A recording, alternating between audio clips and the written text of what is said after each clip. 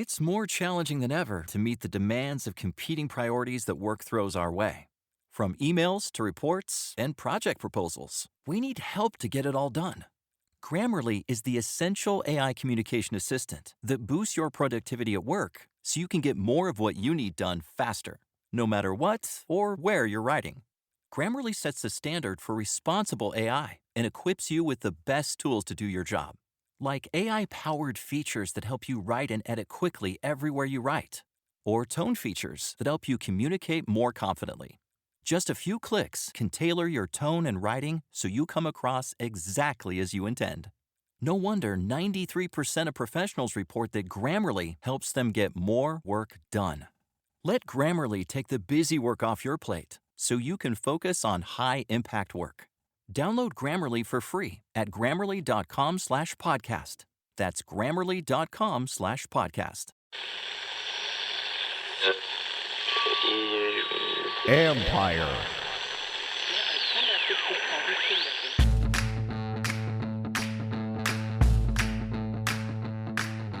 Hello and welcome to my podcast. Do me a favor, subscribe to the John Keim Report. Wherever you get your podcast, you're watching on YouTube, hit that like button, hit that subscribe button. You can find us there as part of Empire Media, AMPIRE. Always much appreciated when you tune in. Don't forget, you can read my work on ESPN.com. I have a few stories up now, a lot on Jayden Daniels, also some injury updates for you that I'm going to get to in a minute that you've probably already read by now. Anyways, but I want to just kind of fill you in on some stuff. For you gold members, I'm going to be doing a private Zoom at 4:30. I'm at Pacific time. So 7:30 Eastern time on Friday. I'm back to Friday this week because I don't know what time I'm going to be done on Thursday. So it's much better to arrange it for Friday. I know by that point I'll be done, and it's going to be about 106 or 7 degrees at that time on Friday out here, which would be 4:30 p.m. Pacific time. I don't want to be outside at that point. So we're going to be doing the Zoom, private Zoom, 7:30 Eastern time. And we'll go from there. So hope you enjoy it. And again, I'm going to be arranging for a player to join us, ex-player to join us soon, and bring someone else in there to get a different perspective. But bring your questions. Those are always good conversations. And I hope you guys get something from them. And the members who listen to it later, hope you learn something as well. Anyways, let's get to practice report because I'm here out in Arizona. You can see I'm stuck in a hotel room. And it's such a glamorous living that we live.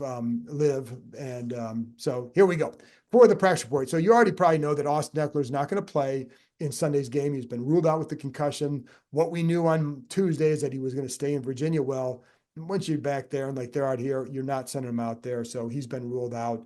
Not a big surprise. I mean, I don't think anybody really thought he'd probably play because when you get it in a short week, it just makes it a lot harder to recover. So the goal would be to get him back for the Cleveland game, which is the following week. But we don't know that. We don't know anything about that at this point. What we do know is he's out for Sunday. And then the other guy out is defensive end Clelin Ferrell.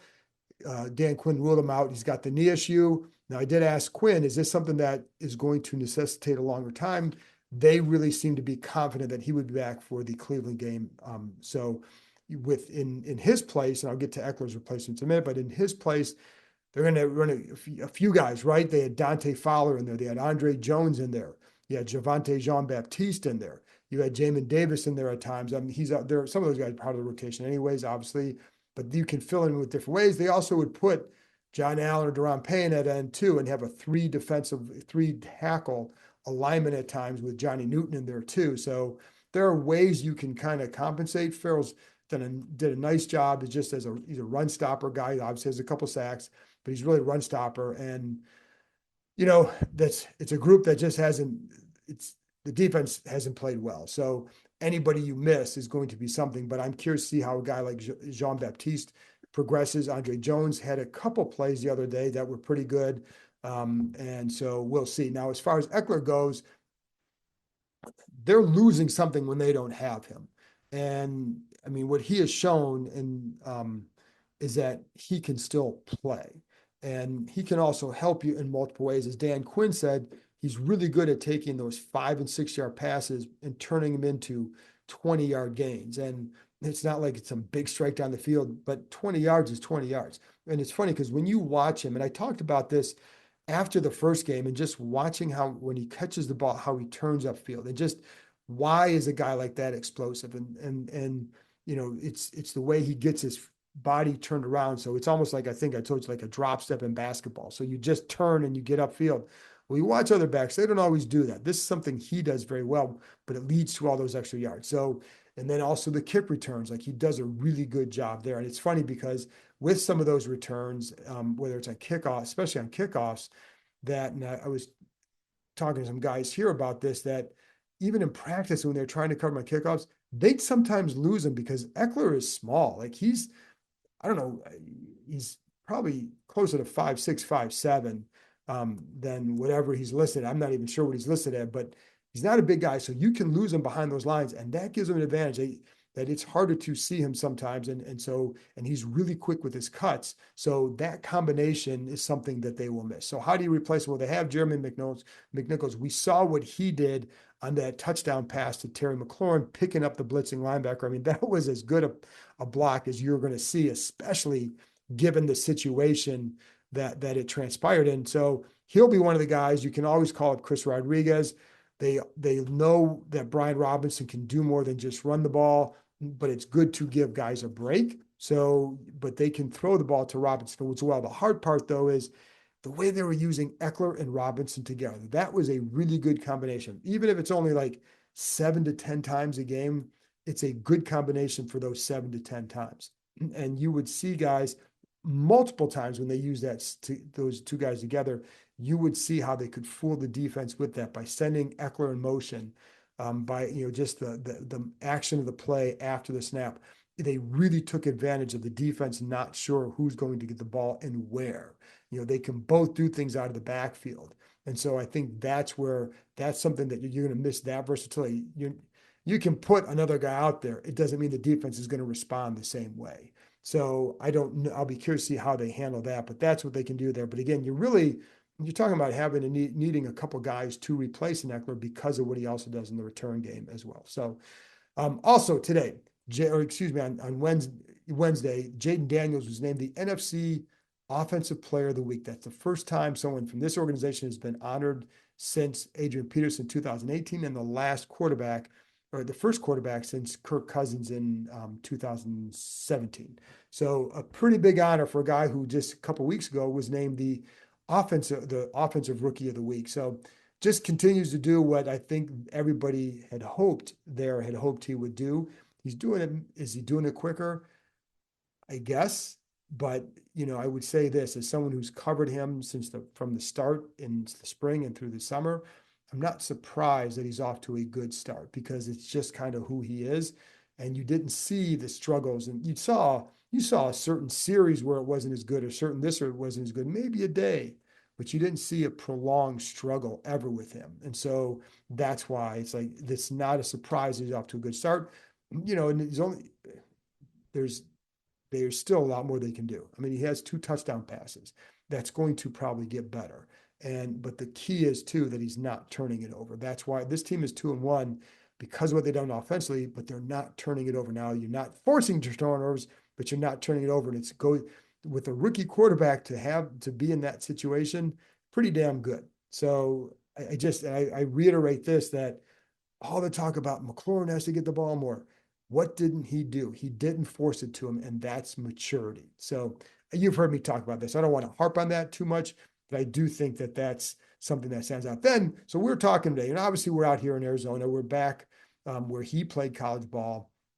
But before I get to the Arizona State stuff, that's interesting for the people around here.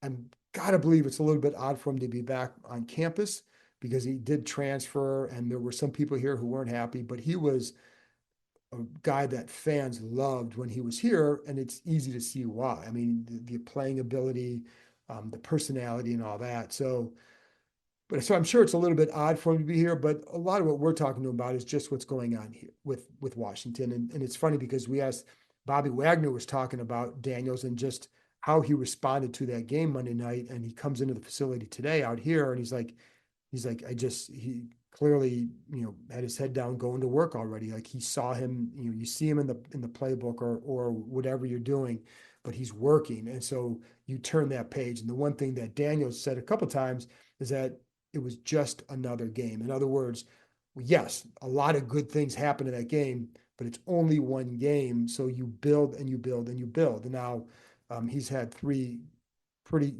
two good games, and a third that's for a rookie was pretty good. And so you just keep building on it. But if you get caught up in what you just did, you're not going to advance, because humility, is always around the corner here. So there's always right around the corner is, just is a chance to go, you take your career in a different direction. And I don't think he wants to do that. So that's why he's just like, it was just another game, another day, another dollar. And it's about going to work. And it's funny because, there's this is always sometimes kind of fun to see how the other veterans react to a guy like this, because Bobby Wagner goes out there and starts kind of heckling him from afar and chiding him a little bit, and he tried, Jaden's kind of smiling sheepishly and trying to ignore it, just trying to come back with a little bit of something. Hard to do that with Wagner. Wagner went toe to toe back in the day with guys like Richard Sherman, Cam Chancellor. That was kind of, the strong-willed group in Seattle when he was a rookie doing that, and they would test him. So I don't, he's not gonna lose a little verbal chiding to Jaden Daniels at this point. Then a group of the linemen walked by Allegretti, Wiley, a few others, and they're kind of yelling to him and all that. But I think what you see is a team that seems to really like being together. Now, does that matter? Well, yeah. How much can that help in terms of wins and losses? Well, it doesn't hurt. I will say that. And, I think it's funny because I think even with Quinn, that the feeling you get is that, guys like playing for him for sure, and nobody wants to let the guy down. So I think, that's just something that, that was something I was talking about with Chick Hernandez from Channel 9, just like that's the stuff you hear. So, and that matters. Like Joe Gibbs had that. I'm not saying that Dan Quinn is Joe Gibbs. There's a hell of a long way to go. And Gibbs is a different level of coach than anybody I've ever covered. But in terms of like how the players reacted to him, like the not wanting to let a guy down, you certainly see some of that in here. I also think that he's done a good job surrounding himself with coaches who have similar mindset and approaches that he does. So that's where it starts to filter down. I think, Ron Rivera was a guy that a lot of players respected and liked, but I don't think he surrounded himself with the coaches that demanded that or commanded that sort of same level of respect, whereas I think Quinn has done a better job with that. TD, Tutty, in for 6. Touchdowns matter more at DraftKings Sportsbook, an official sportsbook partner of the NFL. We don't care how they score them. We want to bet on touchdowns, and DraftKings Sportsbook is delivering. Ready to place your first bet? Try betting on something simple like a player to score a touchdown. Go to DraftKings Sportsbook app and make your pick. Ready to do a touchdown dance of your own? New DraftKings customers bet $5 to get $200 in bonus bets instantly. Score big with DraftKings Sportsbook, the #1 place to bet touchdowns. Download the Sportsbook app and use code KEIM, that's code KEIM, K-E-I-M, for new customers to get $200 in bonus bets when you bet just $5, only at DraftKings Sportsbook. The crown is yours. Gambling problem? Call 1-800-GAMBLER. In New York, call 877-8-HOPE-NY or text HOPE-NY 467-369. In Connecticut, help is available for problem gambling. Call 888-789-7777 or visit ccpg.org. Please play responsibly. On behalf of Boot Hill Casino and Resort, Kansas, 21 plus age and eligibility varies by jurisdiction, void in Ontario. Bonus bets expire 168 hours after issuance. For additional terms and responsible gaming resources, see dkng.co/ftball. The other thing we're talking about too, like, there are a lot of people out there talking about Jaden Daniels on social media. Aaron Rodgers talked about him. I mean, players praising him and what they saw on Monday night. And it's funny because he's like, that matters to him, that guys that he's looked up to or whatever, that they're saying this. But it's funny because he doesn't get overly impressed with himself. I think he clearly knows what he can do and how good he is and can be. But he said, I think he plays for different reasons than for that. I mean, he wants to be really good, but then he also says that, what matters to him too is that maybe there was a kid who turned on the game for the first time Monday night and could get inspired by something he did. And I think that's the kind of stuff that comes out, and that's not fake. I've been around some guys who would say stuff like that, and you're like, well, yeah, I think you're kind of BSing, but you don't get that sense with Daniels at all. So but I just think that's kind of who he is. The other thing, like Dan Quinn talked about with Daniels, is the ability to connect with teammates. And it goes back to what I said earlier about guys walking by and chiding and all that. It's a good-natured situation. And they like that, the way he works. They like that when after a field goal, the first guy off the field to greet him is Jayden Daniels, to greet the holder, greet Tress Way, greet the kicker, greet everybody. So I think some little things like that do matter to guys because they pay attention to that. And it's not all about him. It's about the team. And it's why I always go back to when he says he wants to do his 111. Well, that 111 the other night was being kind of Superman, but that was his job. And he filled his job just like somebody else did their job. And so I think when you have that approach and you don't put yourself above others, if you maintain that, it's going to go a long way to have some long-term success. And it's funny because the other thing you said about the game is like, you're a young man, you have to, at least in your private moments, feel like, man, that was something. You can be excited, you can be geeked, but you've got to keep things in perspective for yourself, because the goal is not to just, the goal in coming in the NFL wasn't to have a great game against Cincinnati on Monday night. The goal was to become a great player. And you don't become that if you become too impressed with yourself. So, and even he said, the games in the past, quote, don't mean nothing no more. Now that's the mindset. It's over, move on, because he has, and that's how you get better. So the other thing is so the practice setup here is a little bit not funky, but it's just, not what we're used to. It's 107 degrees outside. So the practice in a bubble. So that's fine, right? It's one bubble, and they brought a lot of stuff from Virginia here to do it. Nothing more needs to be said. It's football practice.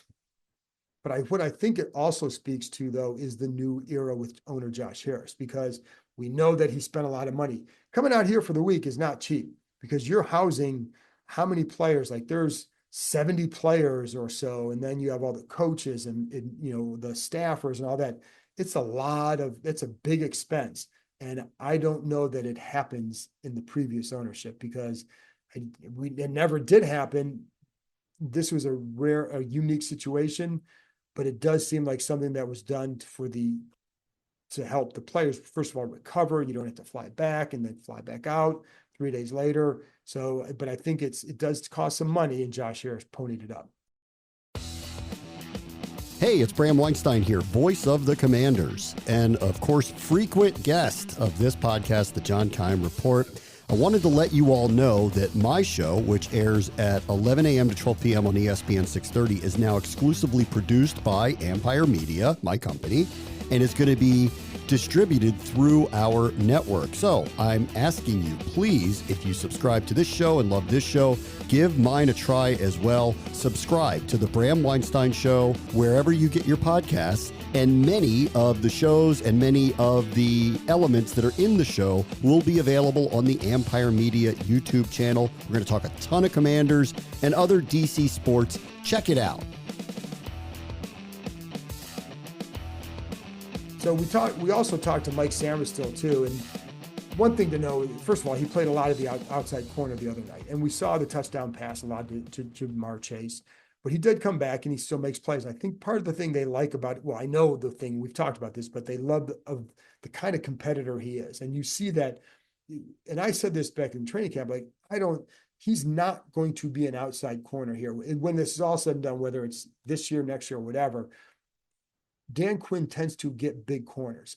But one thing you can take to the bank with Sainristil is he's a really good competitor. So if you don't have better options, I'm putting one of my best competitors on anybody, because if nothing else, are they going to succeed every play? No, he's not Deion Sanders, he's not Darrell Green, but you know what you're going to get out of him. And that's why, I'm telling you, he is not a big guy.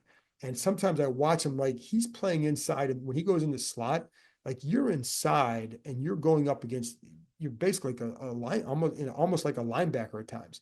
He's not big. So how do you survive in there? You compete and you watch him take on guys, and it's really impressive. So if you're going to take, I need a guy who I know can go out there and just do this, he'll do that. Now, again, it may not be, Ja'Marr Chase is really damn good. So you're going to give up touchdown. Benjamin St. Juste gave up on one to him later. So you're going to get beat by those guys, but you need a guy who's out there to compete because, and even Samerstill said, Darrell Green told him about the 10-second rule. Give yourself 10 seconds or whatever by the time you walk to the bench. Get it all out, yell at yourself, do this. But when you sit down, you've got to move on. Because if you don't move on, you're going to have a short career in this game. So I think he does that very well. And I think that's one reason why they put him out there for sure. And I think, again, ultimately, you want him inside. I think that's where he's going to fit best. But until then, you put him where you need him. And now I will say, Emmanuel Forbes is probably going to play on Sunday. So they could always go back to Forbes and St. Juste. My guess is that's probably what they'll do. Don't know that for sure, but it makes sense. But if something happens with Forbes, if he's struggling a little bit, then you can make your changes. Because Igbenogany, I think has done a nice job when he's been in there. So you can roll with that group if you need to, if Forbes isn't handling his business for sure. So I think that's a good thing for them. And especially the funny thing is, like this week, you have one receiver that you really have to be concerned about with Marvin Harrison Jr. And I'll talk more about him later in the week. The other thing we know is the defense needs to be fixed. I mean, it hasn't been good. And I know people are like, why aren't you asking about, because first of all, Jayden Daniels is a story this week. We know there are other problems. It doesn't mean that people are ignoring them just because they're not, like, the team knows what the issues are. They don't need us to remind them. And because they aren't very good on defense. I will say, would you rather have a really good defense, right? Because this roster is not full, or finished by any means. And nobody should have come into the season feeling like everything was fixed. And not saying that you did, but if you did, you shouldn't think like that because they're not at that point in the development of this roster, of this group. But if you could say, like, you want to find your corners, you want to find your quarterback. Well, I'm going to take the quarterback because they haven't had one in forever. We've seen some good defenses here that we haven't seen consistently good quarterback play for a long time. And so, not to say you shouldn't want both, but I think when you're building a program, what do you want to see first? And so, now, having said that, defense needs to be better. We know that because you go into Sunday's game against Arizona, you can't rely on Jayden Daniels in the offense to score points on every drive. Like, they've won 2 games because of that. And that's a tough way to live. So you're going to have to create stops and turnovers. And they know this, like they know they're going to punt again. They know there's going to be turnovers at some point. So you need the defense to do its part, and it has not. So it's funny because in preparation for this, I've been watching the Cardinals and watching them against Detroit. And what stood out to me with Detroit, and they have a really good defense. They play fast in the front, and they are in their gaps. And you're not seeing that here. You're seeing, like I even asked Dan Quinn, are you guys playing with the speed you want to? And the answer right now is no. And it's clear to see that. And they're also not filling gaps, or guys are getting out of gaps. And so it's consistently something wrong, right? And sometimes, again, it could be the math. It could be you're going to keep 2 safeties deep. Well, you may sometimes have a gap that's not filled, but it's not always that. It's a lot of things, but I don't think they're playing to the speed that they need to. And you know who agrees with that? Dan Quinn. And because he said, they're not. And it's like, what did he say? Let me tell you what he said. It's not where we'll end up. And he said, we're not to the space where we'll be. And so I think, but he also agreed, like they're not playing to the speed they need to yet because it's still, I know you don't want to hear it's new, but it's only 3 games. But my thing is too with that, well, then you need to see consistent improvement. Are we going to see that? And it is funny because there are sometimes, even last week against the Bengals, where there are a couple of runs where you're like, all right, this guy makes the tackle back here, it's a 2-yard loss, but they miss the tackle and it's a 12-yard gain. So that's sometimes the difference between the stats looking better or not. But the problem is that quarterbacks are picking them apart on 3rd down too. So that's got to stop. So if it doesn't stop, you're going to have to do something about it. And it's not like they just do a straight 4-man rush every time. I'm seeing some stunts. I saw some different action or whatever, and some different alignments, but it just hasn't worked. So they have to, they have some guys who are young, some guys are new, some guys who are this.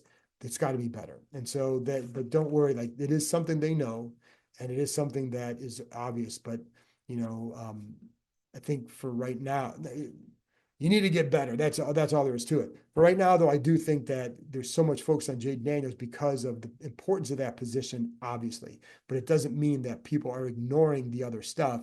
It just means that the story this week is Jayden Daniels.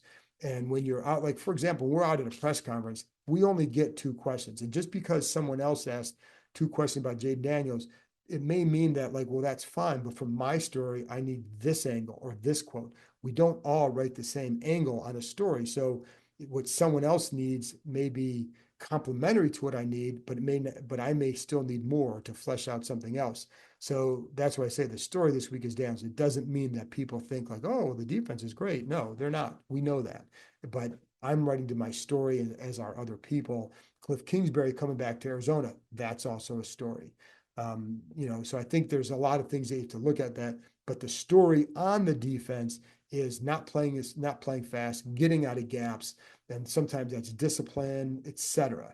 Or sometimes just could be technique, it could be confusion, whatever it is, but they're not playing to the speed they need to just yet. So and again, if it doesn't get better, then you're going to need Jayden Daniels and the offense to never punt again if you want to do more than just look good at times. So anyway, that's it for me.